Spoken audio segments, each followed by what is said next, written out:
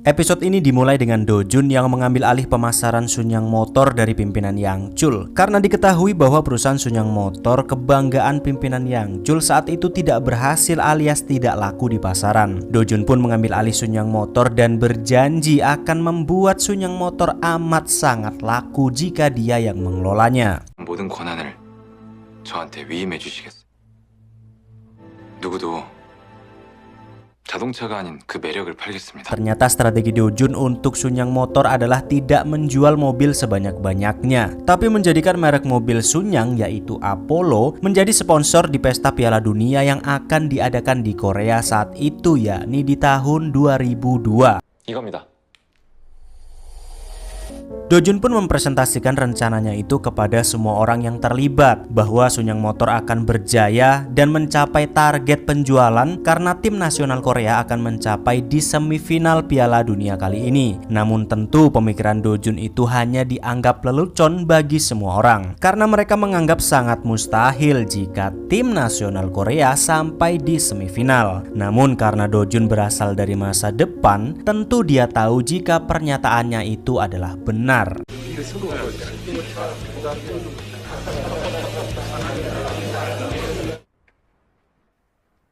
Namun ternyata ide brilian Do-jun menjadikan merek mobil Sunyang Motor sebagai sponsor di Piala Dunia kala itu ditolak mentah-mentah oleh pimpinan Yang Chul. Alasannya tentu karena pimpinan Yang Chul menganggap Do-jun hanya halu saja kalau tim nasional Korea akan benar-benar sampai di semifinal. Pimpinan Yang Chul bahkan berniat akan menjual Sunyang Motor karena sudah pasrah dengan keadaan. Namun karena Do-jun tahu betul bahwa Sunyang Motor adalah impian terbesar pimpinan Yang Chul, Do-jun pun membujuk kakeknya itu agar mau percaya kepadanya. Dan Do-jun juga akan membuktikan bahwa Sunyang Motor akan benar-benar berjaya dan menjadi kebanggaan bagi pimpinan Yang Chul.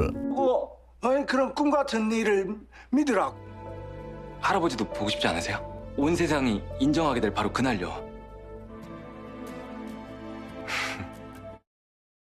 Singkat cerita, setelah Piala Dunia dimulai, benar saja perlahan tapi pasti tim nasional Korea benar-benar bisa mencapai di perempat final. Strategi Do-jun menggunakan sponsor untuk menjual Apollo, merek mobil dari Sunyang Motor pun berhasil. Bahkan masih di perempat final, penjualan mobil Apollo saat itu sudah overload dan melampaui batas dari target yang Do-jun perkirakan.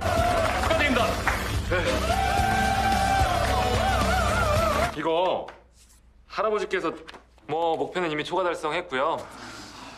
돈값 잘했다고 좋아하시겠는데요? Namun sayang, ketika impian pimpinan Yang Chul sudah tercapai dengan Do-jun yang saat itu sangat ingin memberitahukan keberhasilan itu kepada kakeknya pun harus menerima kenyataan yang menyakitkan. Karena di saat itu pimpinan Yang Chul pun harus menghembuskan nafas terakhirnya.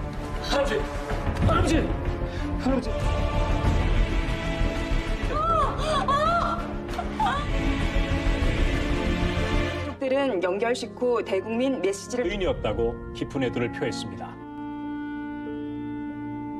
Dan setelah kepergian pimpinan Yang Chul, cucunya yang bernama Yi-jun yang selama ini ada di luar negeri pun tiba untuk berbelasungkawa. Yi-jun ini adalah anak dari Jin Dong-ki. Ya walaupun dari awal cerita kita nggak tahu sama sekali kalau Jin Dong-ki ini punya anak, nyatanya dia punya seorang putri satu-satunya. Dan apa peran Yi-jun di sini dan kenapa dia baru nongol? Mari kita simak. 아휴, 엄마랑 큰엄마 여전하시네. 지 몸 상하고 어른들 걱정시키고 소문은 정심지에도 어마어마한 지각 변동이 일어났다고 들었는데. Beberapa hari kemudian setelah wafatnya pimpinan Yang Chul, wasiat atau warisan kepada anak-anak dan cucu-cucunya pun dibacakan dari Sung Jun dan istrinya Hyung Min yang mendapatkan perusahaan Sunyang Investment dan beberapa persen saham di perusahaan-perusahaan lainnya. Lalu ada Hyung Jun, kakak Do-jun, bahkan juga kebagian warisan berupa tanah berpuluh-puluh hektar dari pimpinan Yang Chul. Semua orang pun mendapatkan bagiannya masing-masing. Namun yang anehnya saat membacakan hak waris untuk Do-jun, ternyata Do-jun tidak mendapatkan sepeser pun dari pimpinan Yang Chul. 막내 손자인 진도준 군에겐 없습니다.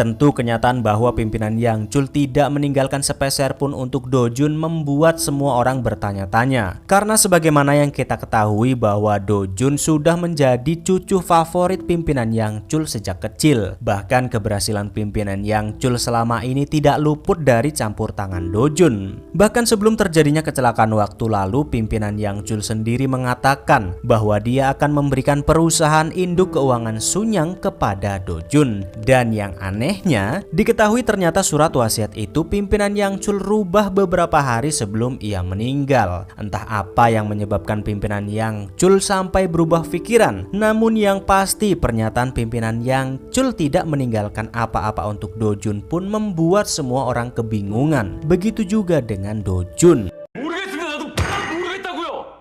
그거 거짓말이었나? 거짓이 아니었으면 유언장을 왜 또 수정하신 거야? 정말 짐작조차 못하겠거든요. 저 매일매일 생각해봤습니다. Dan setelah kepergian pimpinan Yang Chul, semua orang ternyata masih saja memperdebatkan siapa yang akan mengambil alih tahta Sunyang Group secara utuh. Dan ternyata syarat agar mereka bisa mengambil alih tahta itu, mereka harus mempunyai saham setidaknya di atas 30%. Namun kenyataannya, di antara semua anak-anak dan cucunya, tidak ada satupun yang memiliki saham lebih dari 25%. Dan tanpa ada yang mengetahuinya sama sekali, ternyata saham yang selama ini hilang agar mereka bisa mengambil tahta Sunyang Group ada pada ibu mereka sendiri, di mana ternyata ibu mereka selama ini menyimpan saham tersebut dan juga berbagai dana-dana ilegal lainnya untuk dirinya sendiri. 50년 수발 드느라 고생한 나한테 자식들 뒤통수 치는 건 어쩜 그렇게 아버지랑 똑같아요? 딴 주머니 찬 거예요? 꼬리표 뗀 돈도 있고? Istri pimpinan Yang Chul lantas akan memberikan sahamnya yang sebesar 17% kepada siapapun jika mereka pantas dan bisa bekerja keras untuk mendapatkannya. Sementara itu, Do Jun dan ayahnya masih membahas ketidakadilan bagi Do Jun yang tidak mendapatkan sepeser pun dari pimpinan Yang Chul. Yoon Ki lantas meminta Do Jun untuk menunjukkan CCTV rumah sakit yang saat itu pimpinan Yang Chul merubah wasiatnya kepada semua orang untuk membatalkan wasiat tersebut. Di mana Yoon Ki mengira bahwa pimpinan Yang Chul mungkin merubah wasiat itu dalam keadaan yang tidak sadar karena penyakit deliriumnya, atau bahkan mungkin surat wasiat itu adalah palsu. 큰아버지들하고 지분 싸움에서 이길 수가 없어. 유사 지분들이 돌아갈 거야. 아버지, 이대로 가면 TV 영상 공개하자. Namun bukannya menuruti perkataan ayahnya agar mendapatkan keadilan, Do Jun malah meminta asisten pimpinan Yang Chul untuk menghapus semua rekaman CCTV saat itu. Alasannya karena Do Jun sudah ikhlas akan keputusan tersebut dan tidak ingin semua orang tahu keadaan pimpinan Yang Chul yang sangat memalukan di akhir hayatnya. 아버지는 이해할 수 있으세요? 할아버지 치부를 온 세상에 공개하자는 말을 아버진 언젠가 네 선택을 후회하게 될 거야. Namun walaupun Do Jun mengatakan sudah ikhlas, bukan berarti dia mengurungkan niatnya sejak awal yang ingin merebut Sunyang Group sebagai bentuk balas dendamnya. Do Jun dengan segala cara berusaha merebut saham yang keluarga Sunyang miliki. Dan setelah mengetahui kalau istri pimpinan Yang Chul mempunyai saham yang cukup besar untuk bisa merebut tahta Sunyang Group, Do Jun pun mendatangi neneknya itu untuk bernegosiasi. Karena diketahui bahkan sampai saat ini Min Young masih tetap mencari bukti-bukti yang konkret untuk memenjarakan istri pimpinan Yang Chul atas tuduhan percobaan pembunuhan waktu lalu. 검사 비자금 쪽엔 전혀 관심 없어요. 심화랑 압수수색했다고 하던데요? 걔는 단 한 주도 내줄 생각이 없어. 할머니 자신을 위해서요. Dan walaupun awalnya istri pimpinan Yang Chul tidak takut akan ancaman Do Jun dan menolak memberikan sahamnya sebesar 17% itu, namun setelah yang entah dari mana Min Young tiba-tiba mendapatkan bukti-bukti yang konkret bahwa istri pimpinan Yang Chul lah dalang di balik kecelakaan waktu lalu, istri pimpinan Yang Chul pun mau tidak mau terpaksa memberikan sahamnya kepada Do Jun agar ia tidak ditangkap dan dipenjara atas tuduhan percobaan pembunuhan suaminya sendiri.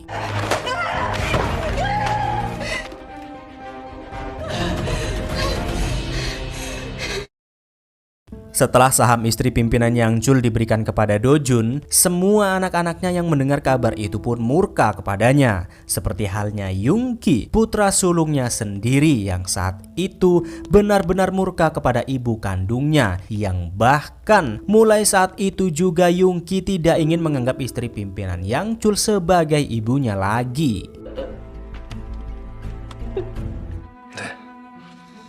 이제 알겠네요. 넌 날 이해해야지. 용서가 안 되네요. Namun keesokan harinya saat Min Young akan menangkap istri pimpinan Yang Chul, ternyata istri pimpinan Yang Chul sudah tidak berada di Korea. Rupa-rupanya Do-jun membuat kesepakatan kepada neneknya itu untuk membantunya kabur ke luar negeri agar tidak didakwa atas tuduhan rencana pembunuhan oleh jaksa. Mengetahui hal tersebut, Min Young lantas bertemu dengan Do-jun untuk protes karena tindakan Do-jun membantu neneknya kabur itu sangat melanggar hukum. Dan akhirnya lagi dan lagi untuk kesekian kalinya Min Young harus dikecewakan oleh Do-jun. 대표이사로 선임되면 끝이야. 더 이상 너 실망시킬 일 없어. 그 자리 지키고 싶을 테니까. 너 더 나빠질 거야. Beberapa hari kemudian, rapat dewan untuk menentukan dan mengesahkan Do-jun sebagai CEO di perusahaan induk Sunyang pun dilakukan. Namun di saat-saat yang krusial itu, tiba-tiba semua anggota dewan mendapatkan pesan singkat yang mengatakan bahwa pimpinan Yang Chul tewas karena ulah Do-jun di rumah sakit.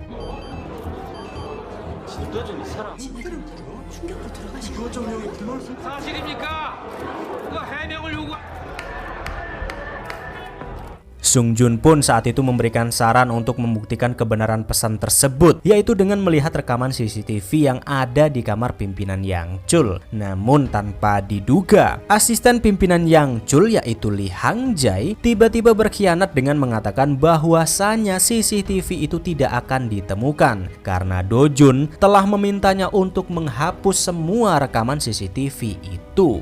여기 진도준 이사가 저에게 직접 지시했습니다. CCTV 영상은 없. 그럼 제 권한대로 해도 되겠네요.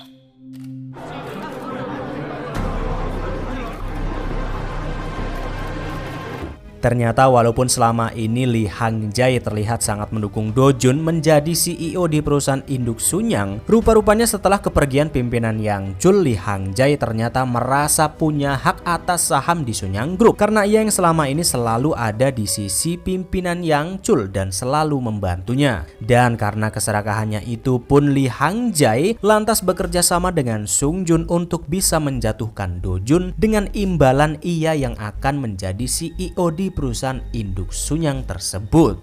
다만 조그만 땅이라도 주인으로 살다 가고 싶습니다. 자리 말고 지분을 나눠주십시오. 제 선물이 마음에 드셨나 봅니다. Namun setelah dilantik bukannya kekuasaan yang ia dapatkan. Ternyata Sung Jun saat itu hanya memanfaatkan Lee Hang-jae untuk menjatuhkan Do-jun. Sung Jun pun mengkhianati Lee Hang-jae dengan menggunakan data-data penggelapan dana yang selama ini dilakukan oleh Hang di perusahaan dan lantas memintanya untuk segera pergi dari Sunyang Group. 난 수냥에 내 인생을 바쳤어. 왜 이런 대접을 받아야 돼? 내가 왜? 태어나기 훨씬 전부터 난 수냥맨이었고. 그럼 다시 태어나세요.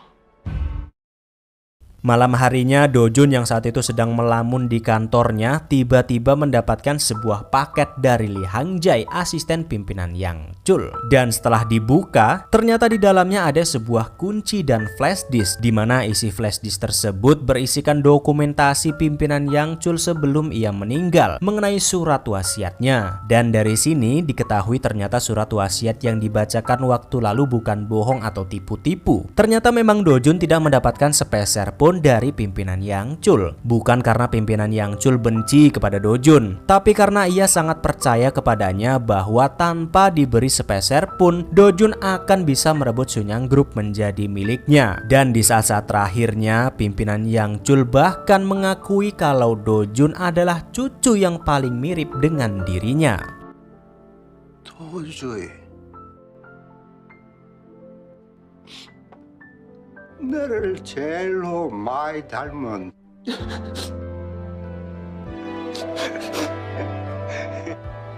내 손주.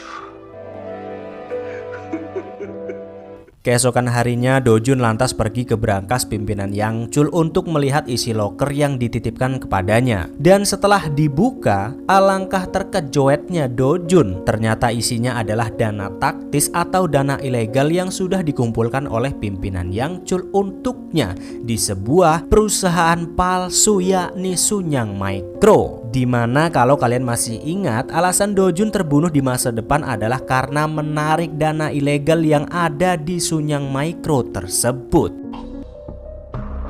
큰 금액이 장기간 오고 간 기록이 서류상에만 존재하는 실체가 없는 페이퍼 컴퍼니. Ternyata alasan Dojun tidak mendapatkan sepeser pun warisan adalah karena pimpinan Yang Chul sudah menyiapkan Sunyang Micro untuknya. Dan di Sunyang Micro itu ada dana yang sangat besar yang bahkan melebihi warisan yang diberikan kepada semua anak-anak dan cucunya. Li Hangjae yang sudah mengkhianati Dojun pun tidak menyangkal kalau hanya Dojunlah yang pantas mendapatkan warisan tersebut. Dan juga Dojunlah yang pantas untuk menjadi pimpinan Sunyang Group menggantikan pimpinan Yang Chul. 순영을 내줄 순 없어요. 내가 모실 주인 정도는 선택할 수가 있겠더군요. 도중군도 같은 생각 아닙니까? Beralih dengan Jin Dong-ki, di mana saat itu dia sedang kebingungan dan tidak rela jika perusahaannya harus menerima pajak yang sangat besar dari pemerintah yang diterapkan oleh adik iparnya sendiri, yaitu Choi Chang-jae, atas dasar pajak warisan dari pimpinan Yang Chul. Dan di saat itu juga anaknya Yi Jun ternyata mempunyai ide yang brilian agar mereka bisa menghindari pajak tersebut, yakni dengan memisahkan perusahaannya dari Sunyang Group. Namun untuk bisa merealisasikan tujuannya itu, Dong-ki harus mempunyai dana yang stabil dan cukup besar agar perusahaannya bisa mandiri. 아버지가 희생해야지. 관련 계열사들 순양그룹에서 계열 분리하고 Ia pun lantas menghampiri Dojun untuk membeli Sunyang Card, yaitu perusahaan kartu kredit atau ATM yang dimiliki oleh Dojun. Karena untuk saat itu bisnis kartu kreditlah yang memiliki pemasukan yang sangat stabil dan juga sangat fantastis. Dan yang anehnya, walaupun Dojun selama ini ingin merebut Sunyang Group, nyatanya dia saat itu malah tidak ragu-ragu untuk menjual Sunyang Card kepada pamannya Dong-ki. 지선으로 그렇게 무산시켜버려? 주총에서 순양그룹을 승계하겠다는 꿈은 버렸으니까요. Dan setelah mengetahui Dong-ki akan membeli Sunyang Card, Yoon-ki dan Sung-jun lantas juga menawar Sunyang Card agar tidak jatuh ke tangan Dong-ki yang ingin memisahkan diri dari Sunyang Group. Namun ternyata Dojun tidak goyah. Dojun tetap menyepakati kesepakatan mereka agar tetap menjual Sunyang Card kepada Dong-ki, tapi dengan syarat baru, yaitu Dojun menginginkan harga 2 kali lipat dari penawaran sebelumnya, yakni dari $800 juta menjadi 1,6 miliar dolar. 가능하냐? 오늘 8천억 넣고 뭐 담보만 확실하다면요. 준비해서 연락할게. Tidak sampai di situ, Dojun bahkan juga meminta uang 1,6 miliar dolarnya untuk tidak dikirim secara legal melalui rekening, tapi menjadikan uang tersebut menjadi dana taktis yang dimana sepertinya Dojun akan menaruh uang-uang tersebut bersamaan dengan yang ada di Sunyang Micro. Dan karena Dong-ki percaya saja dengan Dojun, ia pun lantas memberikan kartu nama orang yang biasa mengurusi dana-dana ilegal seperti itu sejak dahulu dari masa pimpinan Yang Chul masih hidup, yang akhirnya dana 1,6 miliar dolar itu pun diurus dengan serapi mungkin tanpa diketahui siapapun. 순양화재, 순양증권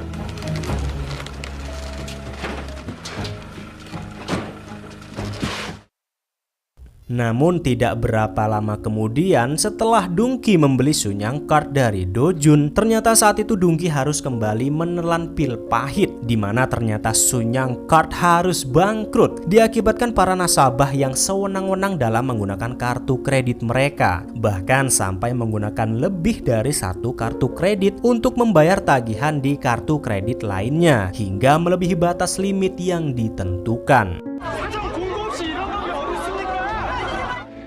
내가 생각할 수 있는 최고 책은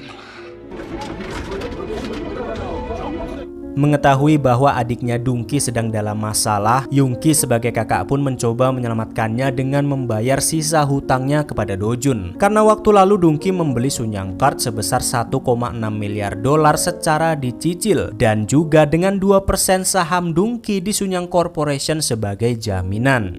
순양카드 채권 내가 삼아. 순양카드에서 받을 돈이 8천억이나 물려있다. Namun Dojun tidak semerta-merta melepas saham milik Dongki begitu saja. Dojun lantas meminta tebusan sebesar 1,6 miliar lagi untuk menebus hutang Dongki dan juga 2% saham yang ia miliki sebagai jaminannya. Dan karena Yoongi sangat membutuhkan saham yang 2% itu untuk bisa mengambil alih Sunyang secara utuh, tanpa pikir panjang, Yoongi pun memberikan 1,6 miliarnya sebagai pembayaran Dojun.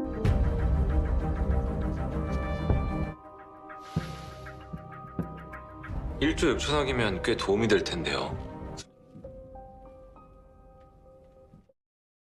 Di saat perjalanan pulang ke rumah, Dojun lantas mampir ke mesin ATM Sunyang Card terlebih dahulu, yang dimana saat itu banyak sekali makian dari masyarakat karena ditutupnya kartu kredit untuk sementara, yang mengakibatkan ekonomi masyarakat pengguna kartu kredit lainnya sangat kesulitan. Dan ternyata pada masa-masa itu keluarga Dojun juga ikut merasakan dampaknya, dimana kala itu Dojun harus mati-matian mencari uang dengan double job atau bekerja di banyak tempat dalam waktu 1 hari. Semua itu dilakukan karena Dojun harus menebus biaya berobat adiknya yang saat itu sedang dirawat di rumah sakit. Dan bahkan karena keterpurukan ekonomi yang mereka alami, ayah Dojun sampai-sampai nekat untuk meminjam uang dari seorang rentenir, yang akhirnya hal tersebut membuat Dojun sangat marah. 아버지가 어떡해요? 그냥 가만히 계시면 안 돼요? 에? 그럼 애비가 돼서 어떻게? 남들 다 하는 부모들은 아버지까지 할 필요 없잖아. Dojun yang saat itu sudah sangat pusing, lelah, tidak tahu harus berbuat apa-apa lagi pun memutuskan untuk menambah pekerjaan sampingannya agar bisa membayar semua hutang-hutang yang ayahnya buat, yaitu dengan menjadi supir panggilan. Namun karena sudah sangat lelahnya, Dojun yang sedang menyetir pun tiba-tiba ngantuk berat yang hampir saja membuat kecelakaan.